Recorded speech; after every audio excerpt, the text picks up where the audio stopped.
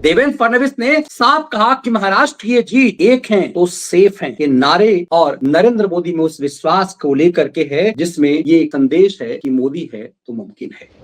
निर्मला सीतारमण ने कहा कि हरियाणा चुनाव परिणाम के बाद महाराष्ट्र का प्रचंड परिणाम विकसित भारत के लिए है। उन्होंने ये कहा कि महाराष्ट्र की जनता ने देश की इकोनॉमी को मजबूत करने के लिए वोट किया है। ये उस साजिश की हवा निकालने का है जो भ्रम एकनाथ शिंदे को हो गया है। बिना सरकार बनाए संघ ने 75 साल से और लगभग 80-90 साल तक संघ ने सिर्फ आदर्श की बातें की।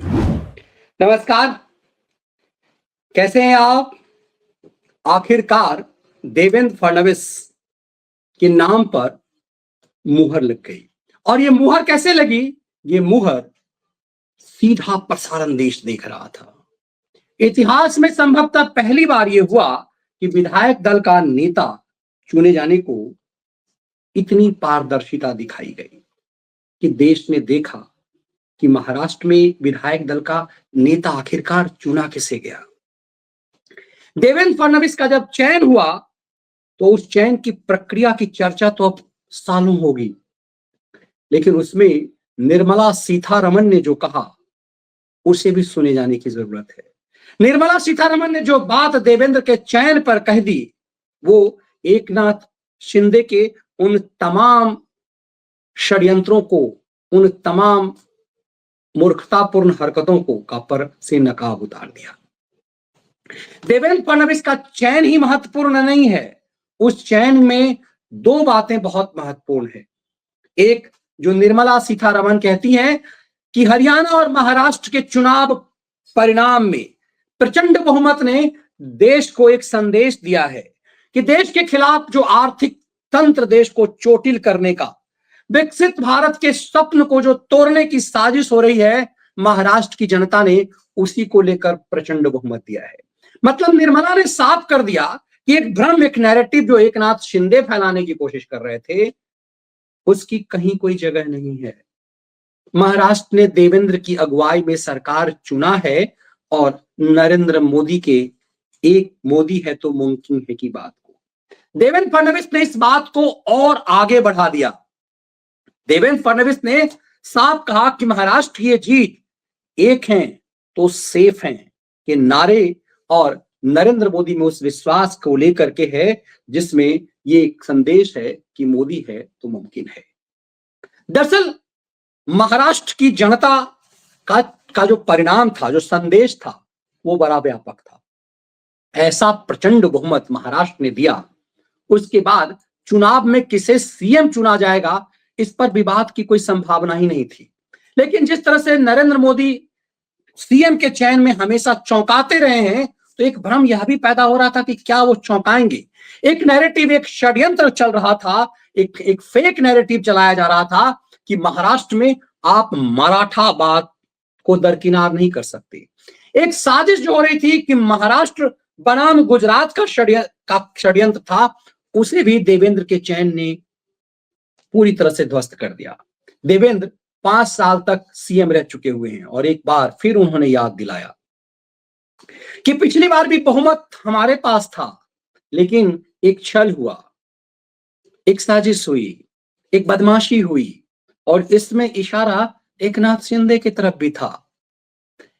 क्योंकि जब उद्धव ठाकरे सरकार बना रहे थे, उसमें एकनाथ शिंदे की बड़ी भूमिका थी और उस पूरे प्रपंच को भी खोल कर रख दिया कि शिंदे जो सौदेबाजी कर रहे थे। देवेंद्र के चयन प्रक्रिया पर यदि आप ध्यान देंगे तो बहुत कुछ कहने के लिए है, बहुत कुछ सुनने के लिए है। देवेंद्र फडणवीस ने कहा था कि मैं समंदर हूं, लौट कर आऊंगा। वो लौट करके आए, किस अंदाज में आए, उसकी पारदर्शिता को भी बहुत गंभीरता से समझने की जरूरत है। के रूप में घोषणा करता हूं और नेता घोषित करता हूं। मेरा पानी उतरता देख मेरे किनारे, आपको इस बात को बहुत गंभीरता से सुने जाने की जरूरत है। जब देख मेरे किनारे पर घर मत बसा लेना, मैं समंदर हूं, लौट कर वापस आऊंगा। देवेंद्र फडणवीस जी को पार्टी के नेता के रूप में घोषणा करता हूं और नेता घोषित करता हूं। मेरा पानी उतरता देख मेरे किनारे पर घर मत बसा लेना,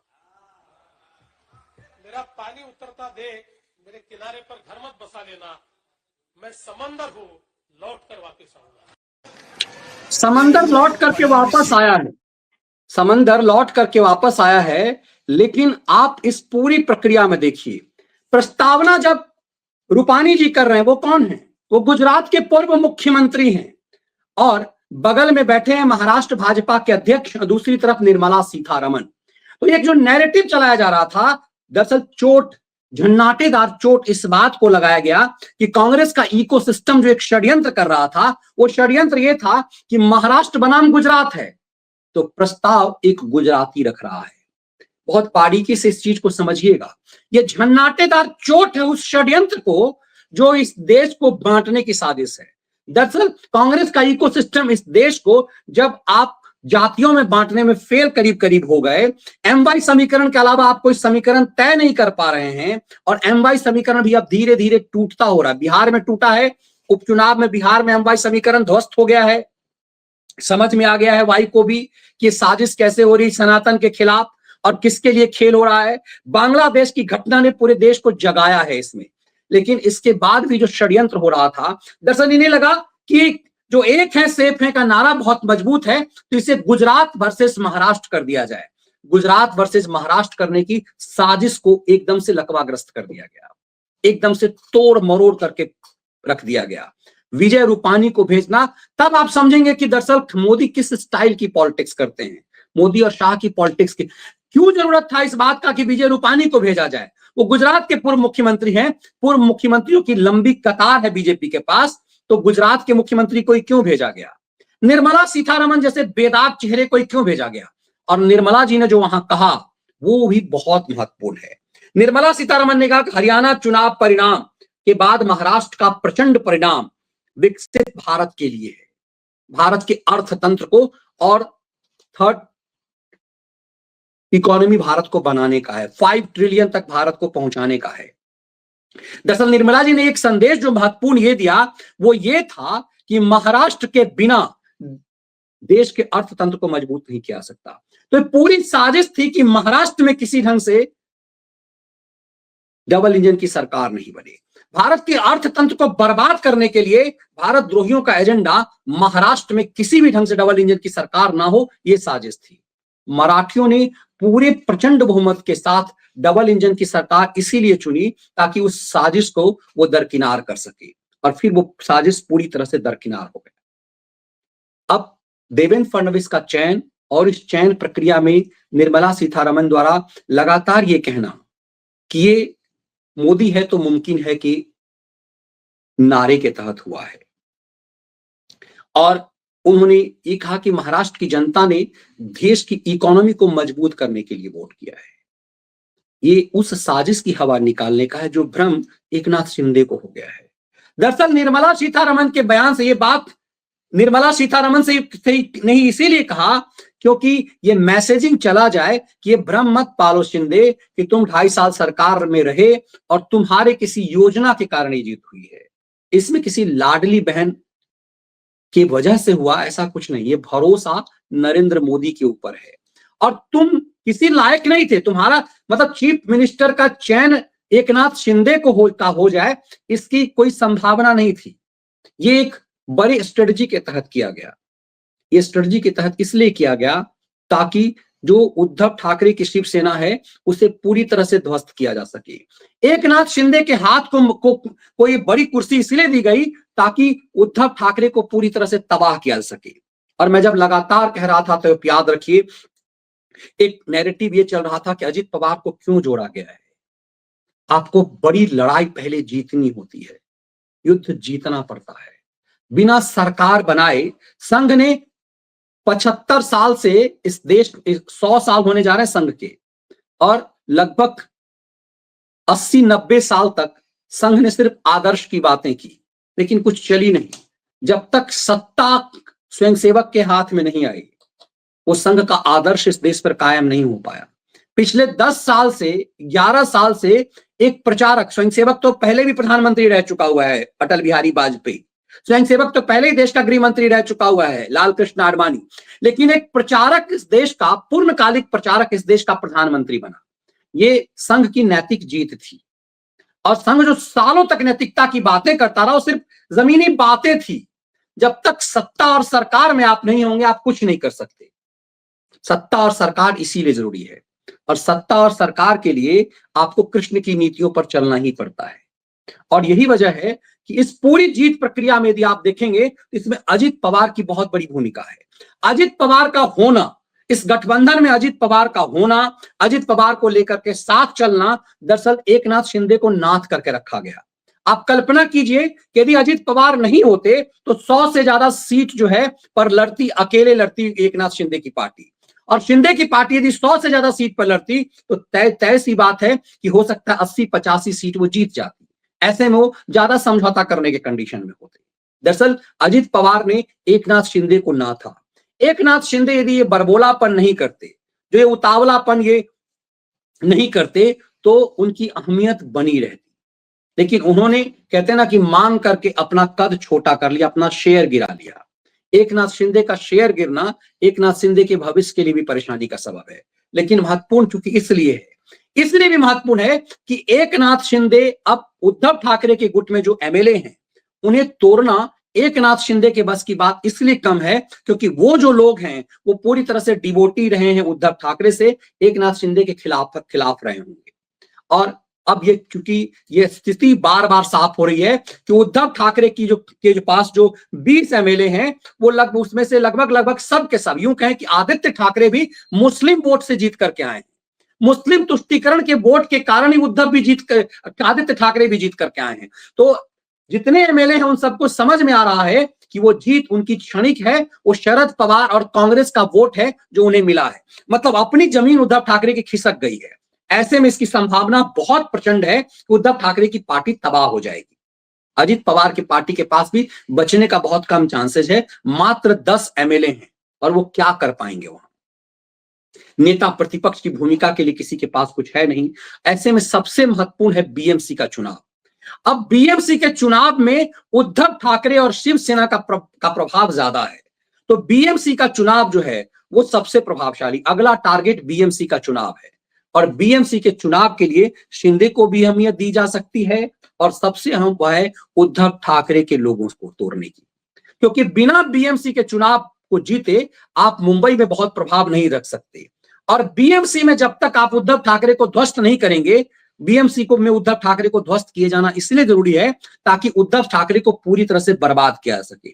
इसकी संभावना कतई नहीं देखी जा सकती है कि उद्धव ठाकरे बीजेपी में शामिल होंगे। वैसे प्रयास वो लगातार कर रहे हैं, वो चुप्पी लगाए हुए हैं। अपमानजनक कंडीशन उद्धव ठाकरे की हो चुकी हुई है। लेकिन इन सब पूरी प्रक्रिया में ये देखने की जरूरत ये है कि ये जो चयन देवेंद्र फडणवीस की हुई है उसमें देर करना, जो कई लोग कह रहे हैं कि 11 दिन हो गए, 11 दिन हो गए एकनाथ शिंदे महाराष्ट्र चुनाव परिणाम के। 3 तारीख को महाराष्ट्र का चुनाव आया था और 4 दिसंबर को नेता चुना जा रहा है। 5 दिसंबर को शपथ ग्रहण है, पहले से तय है। आप कल्पना कीजिए कि इसकी भनक तक किसी को भी नहीं लगी। देवेंद्र फडणवीस ही चुने जाएंगे यह भी ठोक करके कोई मीडिया तब तक नहीं कह पाया जब तक लाइव प्रसारण में ये सामने नहीं आया कि देवेंद्र फडणवीस के नाम पर प्रस्ताव हो गया है और देवेंद्र प्रस्ताव के जो है अनुमोदन जो है वो भी कर दिया गया है पंकजा मुंडे के द्वारा। ये चीजें बताती है कि कितनी मजबूती के साथ नरेंद्र मोदी और शाह अपने नेता चयन में रखते हैं। ये सामान्य मामला नहीं है। चाहे वो आप छत्तीसगढ़ के सीएम के चयन को देख लीजिए, मध्य प्रदेश के सीएम को चयन को देख लीजिए और राजस्थान के सीएम। जब तक पार्टी ने घोषणा नहीं कर दी कि नेता कौन चुना गया विधायक दल में, और इन सब चीजों का सीधा प्रसारण नहीं हुआ था। न राजस्थान के मामले का सीधा प्रसारण हुआ, न मध्य प्रदेश में सीधा प्रसारण हुआ, न छत्तीसगढ़ में हुआ। इससे पहले तो परंपरा ही नहीं रही है कि विधायक दल के नेता चुनने की प्रक्रिया को आप लाइव दिखाएं। लेकिन यहां गठबंधन की सरकार बन रही है और उसमें बीजेपी अपने विधायक दल के नेता के चयन का लाइव प्रसारण करता है। ये बड़ा मैसेजिंग है।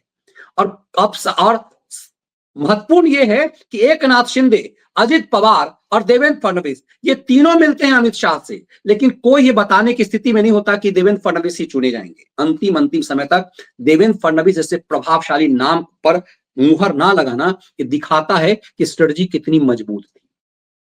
और उसके बाद उनके नाम की घोषणा, सीएम उनका बनना, इसका मतलब तय है कि मंत्रिमंडल का कैसे गठन होगा ये सरकार ने तय कर लिया है।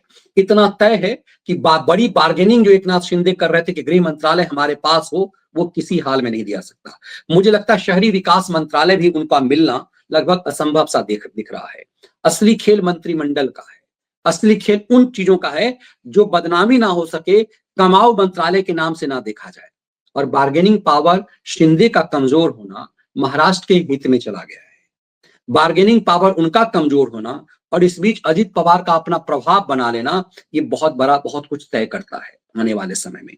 लेकिन इन सब के बीच देवेंद्र फडणवीस का ये कहना कि चुनाव जो हमने जीता है वो एक है तो सेफ है के नारे पर, हमने चुनाव जीता है नरेंद्र मोदी के नाम पर, मोदी है तो मुमकिन है, इस पूरे संदेश से एकनाथ शिंदे के उस एजेंडे को ध्वस्त कर दिया गया है। चैन में कहे ना, देर आए दुरुस्त आए, जो एक हम लोग एक कहावत कहते हैं ना, तो ये देर आए दुरुस्त आए की प्रक्रिया है। महाराष्ट्र देश का सबसे बड़ा सूबा है और महाराष्ट्र में सत्ता किसी भारत द्रोही के पास कतई नहीं होनी चाहिए, भ्रष्ट और बेईमानों की कतई नहीं होनी चाहिए। वैसे भ्रष्ट और बेईमानों की सरकार तो कहीं नहीं होनी चाहिए, लेकिन महाराष्ट्र इस देश का सबसे संपन्न राज्य है।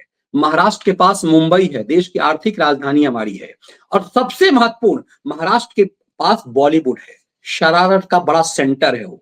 और इसीलिए अब तक तो 2.5 साल एकनाथ शिंदे थे, अब अमित शाह की अगुवाई वाली टीम या फिर कहें देवेंद्र फडणवीस जैसा निर्णायक नेता महाराष्ट्र का मुख्यमंत्री है, ये महाराष्ट्र और देश दोनों के हित में है। इस चयन प्रक्रिया को आप मानिए, भले ही कह रहे ना कि एक नैरेटिव चलाया गया कि चयन प्रक्रिया कैसी चयन प्रक्रिया है, क्यों देरी हो रही है, देरी क्यों हो रही है और इस देरी से कितना कुछ फायदा हुआ है, यार आपको हमें बहुत बेहतर तरीके से समझ आ रहा है। मुझे लगता है कि इस विश्लेषण के कंटेंट आपको बेहतरीन तरीके से समझ में आए होंगे, कि पूरा नैरेटिव जो है आपको समझ में आ गया होगा। वो तमाम साजिशें ध्वस्त हो गई है और मुझे लगता है कि सबसे महत्वपूर्ण जो साजिश ध्वस्त हुई है वो साजिश ध्वस्त होना, जो इस पूरे खेल को महाराष्ट्र वर्सेस गुजरात बनाने की साजिश रची जा रही थी। राहुल गांधी जो कहते हैं कि इस देश को अलग अलग देशों राज्यों में खंडित कर दिया जाए, भाषाओं के आधार पर तोड़ दिया जाए, दरअसल इकोसिस्टम जो कांग्रेस का है वो इसी साजिश में लगा हुआ था। देवेंद्र के चयन की प्रक्रिया की ये पारदर्शिता, उसमें निर्मला सीतारमण और गुजरात के पूर्व मुख्यमंत्री विजय रूपानी का आना, उन तमाम षड्यंत्रों पर बहुत बड़ा चोट है। बहुत बहुत धन्यवाद आप सबका एक बार फिर से आभार। जन्मदिन की ढेर सारी शुभकामनाओं के लिए। ये प्रेम और स्नेह बना रहे।